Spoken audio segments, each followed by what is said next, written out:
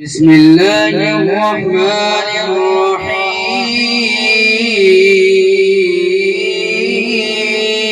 الرحيم الذين يبلغون رسالات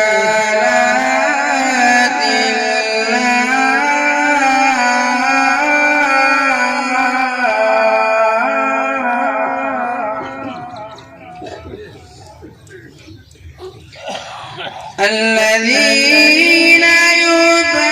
يبلغون رسالات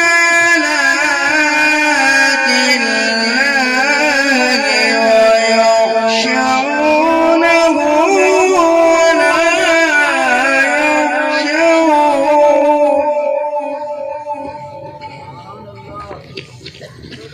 ويخشونه ولا يخشون أحدا إلا الله